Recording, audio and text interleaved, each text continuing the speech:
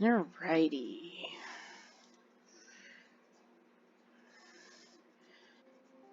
This is Heather, and we're going to be playing When the Night Comes, which was bought for me and requested by the person who did it. So, you know the drill.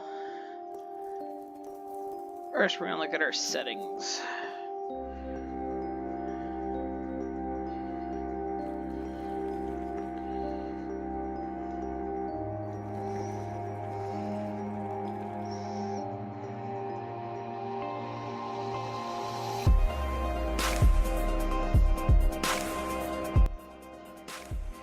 There we go.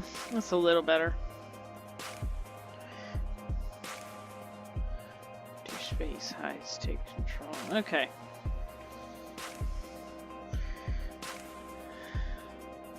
First name.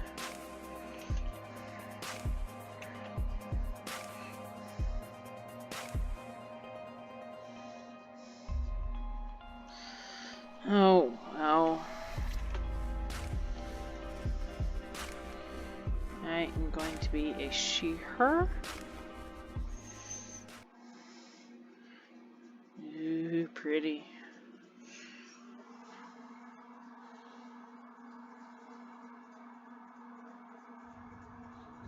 Department of Enforcement, Office of the Lieutenant General.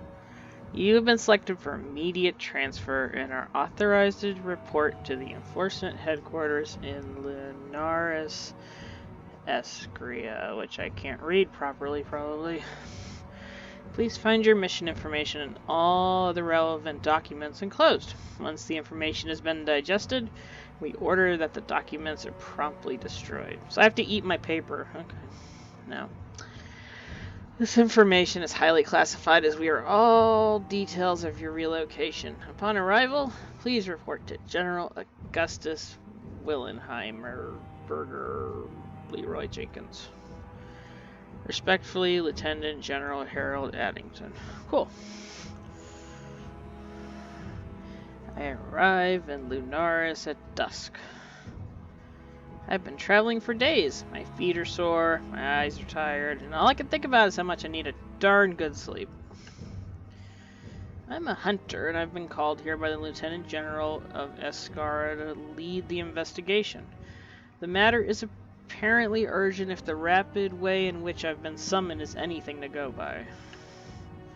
The things that you hear about in ghost stories and fables are all real, and it's my duty and my purpose to protect humanity from those creatures that go bump in the night.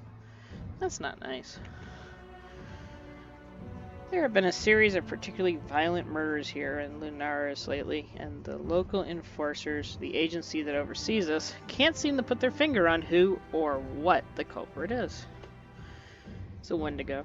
I don't know. I was the most skilled hunter general in previous town I was assigned to, but I eagerly welcome the change of scenery. Moon symbol. There you go. Even if it does involve murder and a healthy dose of existential, I can't read, dread. Though as I sink further into the town, the feeling that washes over me is making me wonder if I made the right choice. Dun dun dun. As if I even really had one at all. Our lives are bound, and I live to serve. As hunters, we're the only ones equipped to deal with such monstrosities. Why do you think everything that goes bump in the night is a monstrosity? That's rude. You're assuming things. Plucked from our families at young ages, we're told that we hold an incredibly rare talent, not only in passing the secretive information that gifts us with the keen senses and empathic skills, but also possessing the mental fortitude, intellect, and obedience necessary to ensure our effectiveness and loyalty. And if that wasn't a sentence created just to put a whole bunch of really big words in, I don't know what was. I steel myself and wander aimlessly through the unusually narrow streets, unable to focus on much else other than the thought of a warm meal and a comfy bed. The only thing that distracts me from such thoughts is the way the sky begins to turn an inky, infinite black. Oh. Wisps of mist swirl around my ankles, seeping out from every crack and crevice. That sounds kinky. Flickers of magic are present within the smoke tendrils. It's Cthulhu! I can't help but wonder if my mind is playing tricks on me. It is.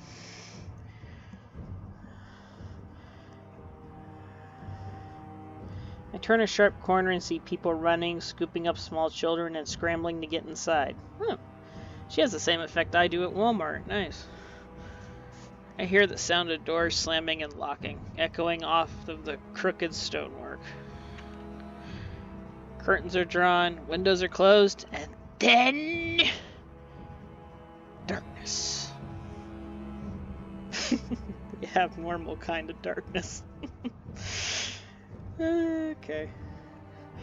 Although the stars are shining briefly at a glance, the crescent moon hangs low. Neither offer much light. It's unsettling to say the least. You think? A chill rolls down my spine and I walk faster, my sore feet continuing their protest. I hate that.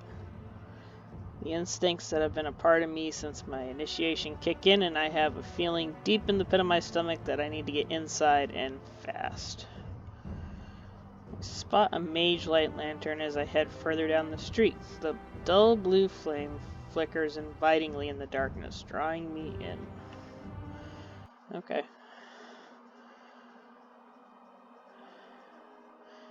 I push the weathered wooden door open, and the light tinkle of the bell. Wow, I can't talk. Light tinkle of the bell that hangs over my head announces my presence. Well, that's inconvenient. It's empty, only very dimly lit by well-worn down candles. The shelves are stocked with curious trinkets and jars of strange-looking ingredients and potions, and an apparent endless collection of dusty old books. What's wrong with that? I have some shelves of those. It smells faintly of incense and a little of... is that the ozone? How do you smell the ozone? Are they talking about the Swedish band? I don't know which. Yes, like the way the air smells before a storm. Oh, that is nice. Never mind. Like lightning. You can't smell lightning either. These people need to find things to compare to.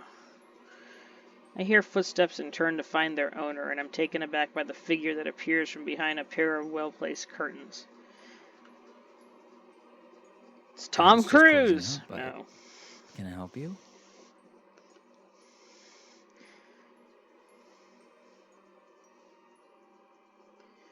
Wide eyes burn into me, brighter than the clearest of emeralds. His aura feels distinctly magical, and I'm very aware that I'm looking at a witch. Oh no, not one of those. A powerful one at that. I'm sorry to intrude, but I appear to be a little lost, don't you think? I'm looking for the tavern. His gaze falls to my weapons and sash, his cheeks darkening, and realization apparently sets in. You know, whenever sexy shit happens in this game, I'm going to read it with the most intense, nasty voice I can, right? Okay. Are you the new hunter? Yes, I am. I offer him a very smile. Is it that obvious? Margie's going to kill me for reading this like this. It's okay. I've had a good life. He returns my smile, and I can't help but feeling welcome. I bet you do. Just a little. It's lovely to meet you. The town has been alight with gossip about you this week, you know.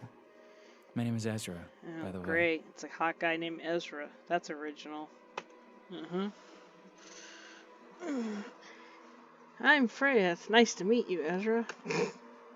That was so original. Did anyone happen to tell you not to wander the streets when darkness falls? As capable as I'm sure you are, it's not advised. Especially these days. Why would that be, hot Ezra? I shake my head, still a little out of sorts from my long journey. You've been staring at his crotch. And then, much to my embarrassment, my stomach decides to grumble loudly. Oh no, not in front of the hot guy named Ezra. How rude of me. You must be starving. Take a seat and I'll get undressed. I mean, go into back room and get something fixed up for you to eat. Yeah. That's what I said. You guys saw it. You really don't have to do that. I better be on my You'll do no such thing. It's too dangerous out there.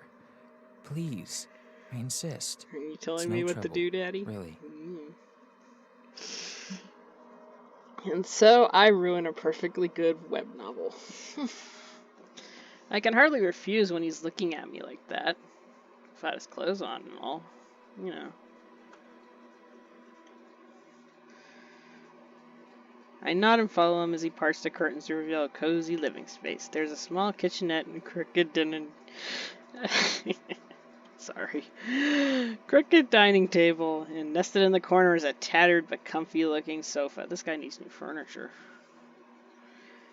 He fills an old steel kettle, and pops it on the stove, igniting the stubborn burner with a grunt. Oh, now he's grunting. This is getting good. I'm just going to pop upstairs and get you some blankets. I really do insist you stay until morning. You want me to stay You till must be morning? exhausted, and Yeah. I'd hate to send you out into the darkness knowing... Yeah. Okay. He pauses, stopping himself. Just wait here, and please, make yourself comfortable. Okay. I'll order pizza, turn on Netflix. You come down and chill. I could think of nothing worse than ever walking across the street alone right now, let alone across town, so I swallow a polite protest. Why would you protest? This is a cliché romance. You have to stay. He disappears up a narrow staircase, and my curiosity instantly gets the better of me. Me too, writing story. Me too. Solitary candle burns upon the countertop. Why would you do that? It could burn down your house. Colorful, magical little lights hang with various pictures, frames, and shelves, as well as an abundance of luscious green plants. Hey, he has a green thumb. It's an utterly enchanting, just like the owner. See, you were staring at things. Yep. Knew it. There's generous amounts of personal belongings and keepsakes littering every possible nook in a tiny dish that's overflowing of brightly colored jewelry. So he's just asking for someone to steal his shit. Okay. Some of the book pages are covered in elegant looping script, and others are filled with loving rendered portraits. I tentatively reach for one of the sketches at the top of the pile, but a loud creak startles me. Maybe it's another guy that you can stare at his crotch for. I knew it. I turn as alert as I've always been taught to be as my fingers edge towards my weapon. The hairs on the back of my neck stand at attention, and I immediately know that there's a creature nearby. And that's when I see them. A pair of glowing, fierce, golden eyes peeking up at me. Oh, that just means my roleplay character's there. Pay no heed. And before I can even think about defending myself, it turns out to be another sexy man. Who knew that was going to happen? Hello. Can this one bite me? He's kind of cute.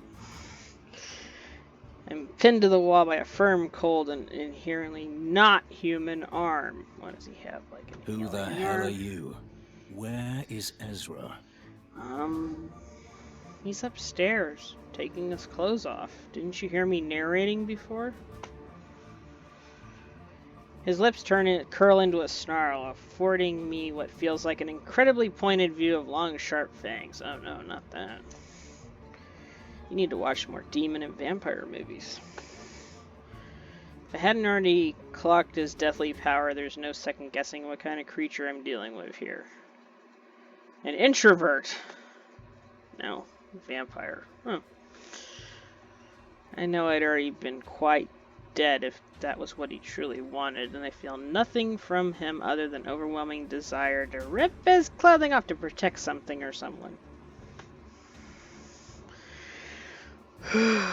His aura is panic, but distinctly non-threatening, so I decide to relax against his hold. Of course you do, because he's cute. I cautiously raise my hand and surrender in the hopes that he'll stand down. Why, what's standing up? Never mind. We're not taught to harm creatures and no intent to harm us. It isn't what we stand for. Apparently it's what he stands for. At least not the honorable hunters. Us, vampires are the closest thing there is to humans. No, they're not. In the Demonology Handbook. Someone needs to rewrite that. I didn't even know they had a handbook. Huh.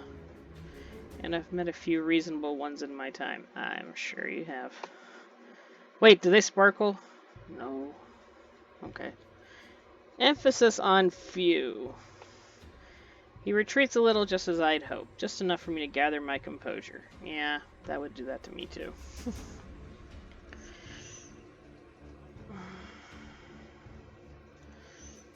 Who are you and what do you want with Ezra? What do I want with Ezra? Shouldn't I be asking you that, Hunter? Yeah, totally. Who the hell did your tattoos? Forgive me, but with what's been happening around here lately, I'm inclined to be wary of any strangers loitering in my friend's abode. He looks positively furious for a brief moment, and then offers me a sharp, toothy grin, one that has my fingers twitching. Yeah, I'm sure. The urge to reach for my weapon is suddenly overwhelming, and he notices. Dun dun dun. Ooh, I know that kind of feeling. Are you afraid? No. Your kind are supposed to be pretty good at eliminating men like me. Mildly aroused, but not afraid. I open my mouth to respond, but the sound of the kettle whistling as it comes to a boil distracts him, and he visibly relaxes. His gaze quickly darts to the staircase and then back to me. He steps back, the candlelight illuminating the angular face, all sharp lines, and hair as black as night. He's otherworldly and obviously attractive. What was your first clue that he was attractive? Was it the cute little eyes, or the fangs, or the black hair, the little pointy ears, or that he needs to shave his chest or have some nair applied, or which part? Hey, why does a vampire have hair on his chest? That's gross. Ugh. In this place, an advanced-looking prosthetic flowing with what looks incredibly advanced magic. Eee. This is why you don't check out people's magic. He catches me looking and quirks. Like what you see? Yeah, totally like what I see. It's not for sale. Why? Oh boy, my hot friend Ezra's back. Ezra appears from upstairs, his eyes wide as he surveys the sight before him. Great, now we're gonna have to have a threesome. No, that's not what he said. Finn? What are you doing here?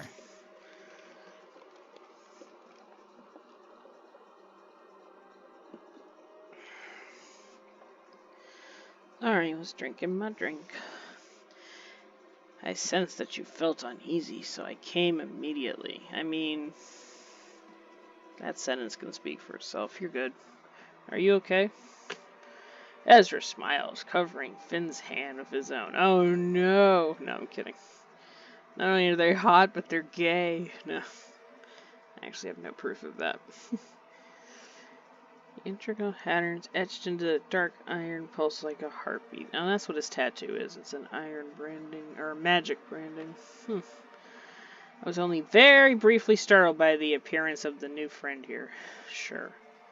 Sure you are. Finn turns to me and dips his head in apology. I'm sorry about that less than savory introduction, Hunter. Things are a little on edge here lately. Yeah, you're telling me. I show up in a town. I'm scared to go outside. I'm stuck in a house of hot people. This is getting weird. I'd never have guessed. Whoever's eyeing me on Discord needs to keep doing it, I guess. Because I love you anyway. Ezra shakes his head, clearly amused by my sarcasm. I'm fine. You really don't need to jump every stranger that passes this way. Oh, yes, you do need to jump all the strangers. I'm ready. That final reassurance seems to make the tension melt between Finn's shoulders. How does that happen? Sorry, Freya, you don't need to be alarmed. He's an ally, I swear it. Okay, well, nice to know. Even if he doesn't give the best first impressions. I am startlingly used to people with dark hair that don't give good first impressions to people. Finn offers me a genuine, almost soft smile, but he looks guilty. As you should, hot man. You didn't shave. Oh god, the next phrase was as he should. Okay. I catch Ezra eyeing me warily, sensing some of my apprehension. It isn't like it's every night you find yourself in a magic shop staring at a witch and apparently a friendly vampire. Yeah. That's every Friday night for me. I don't know what your issue is.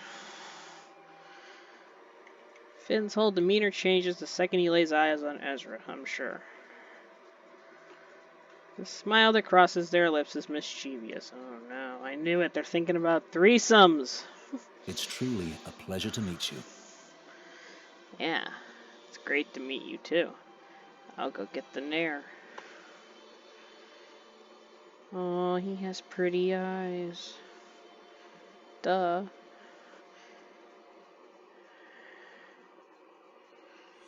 Yeah.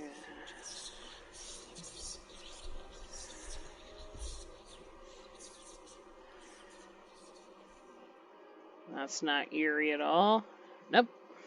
Nope. Not at all.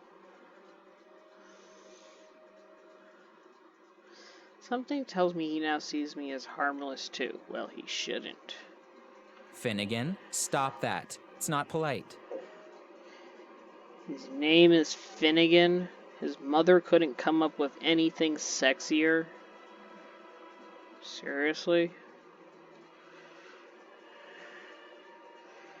Finn closes his eyes briefly, breaking whatever connection he created with me, and offers me a killer smile. You mean like serial killer? Or killer whale? Or... I've heard of vampires enthralling their victims before a kill, but that felt more like a request to be understood. Aww. Let's have feels. He exchanges an almost sheepish, knowing glance with Ezra, and I quickly feel my mind clearing itself. It's interesting to see such a powerful creature. Yeah, totally. Sorry, I'm just checking. That's cool.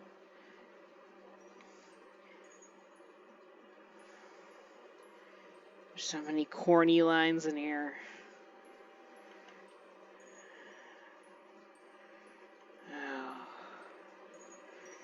Hope he didn't hear anything untoward in there. Oh, yes, of course, because people getting in your head is normal. Anyway, Ezra fusses with the kettle, pouring me a cup of fragrant tea and offering it to me on a pretty floral top. Here, this will help you get a good night's sleep. Oh, great, he's drugging me. I take the cup with a nod, both of them staring intently. I knew it, they're drugging me. It's good, refreshing, and exactly what I need. The guys or the cup. So, Freya, are you looking forward to becoming part of this? Ouch! Ezra elbows him in the ribs. That was interesting. Throwing him a stern warning glance. Flynn flinches a little too dramatically for a big scary creature. Aww. Lovely town? Do you have any idea what you've gotten yourself into? These guys are comical. Your house, apparently. Oh, it can't be that terrible, can it? The way Ezra looked at me makes me feel like I should almost be pitying them with the concern etched on his face. Well, it's certainly not been sunshine and roses around here lately. Who really gets sunshine and roses all the time? Roses only come out twice a year. Understatement of the century. I'll figure it out Whatever it is. My clan and I are at your disposal, should you require any assistance. Oh, I need lots of assistance, if the rest of the clan you have looks like you.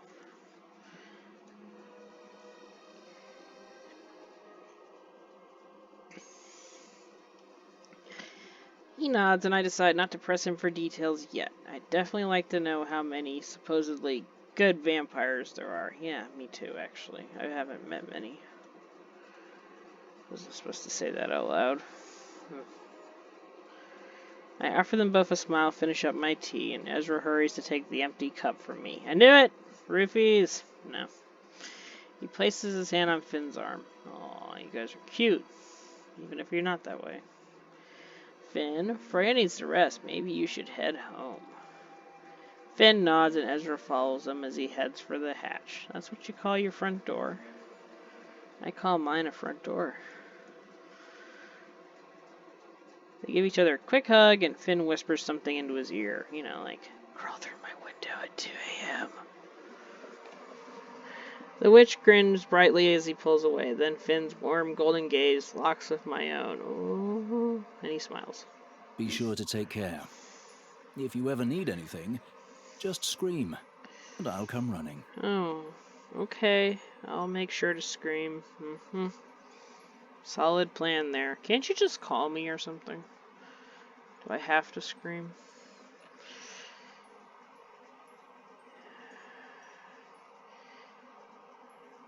You guys are corny.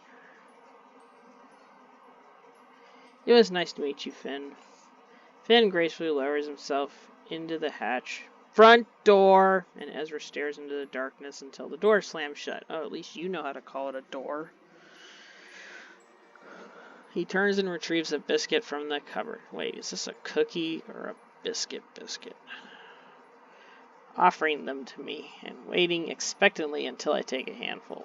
Hopefully they're cookies. Please don't let our apprehension worry you. I'm sure you're more than capable of getting to the bottom of all this. Some are saying the town has been cursed, but I sense something else. Something bigger. Well, it's always a terrible night for a curse. No, the curses are fun. Even though we've only just met, I feel like I can trust him within moments of my arrival. I could tell us something about this town was off, and I intended to get to the bottom of this mess. Have to live up to my apparently impressive reputation, right? Yeah. We've lost people, good people, and the investigation seems to have just halted. We don't know what more we can do.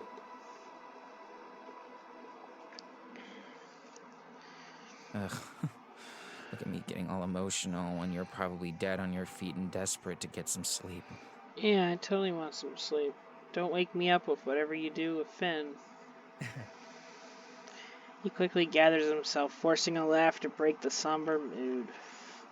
Thank you for letting me stay, Ezra. I'll be out of your hair first thing. I didn't know it was in his hair. I stifle a yawn as Ezra turns to fuss with some blankets. I'm thoroughly looking forward to settling upon the sofa, however tiny it may be. Really, it's no problem at all. Wouldn't dream of letting you wander the streets at this hour, especially after that journey. I'll see you in the morning. If you need anything, just shout.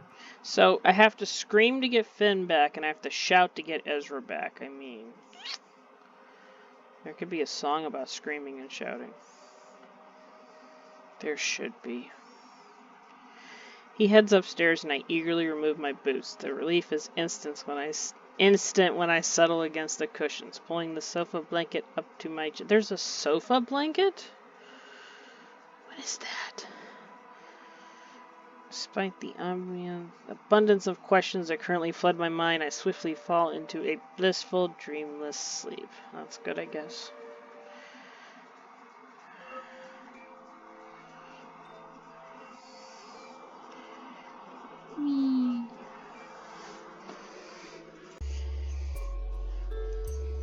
And on that note of sleep, that's where I'll be ending it for today.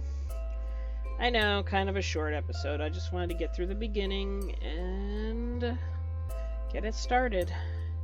But we'll be back for a much longer episode soon. Thanks for watching. Leave a comment, leave a like, and stay tuned for more of When the Night Comes.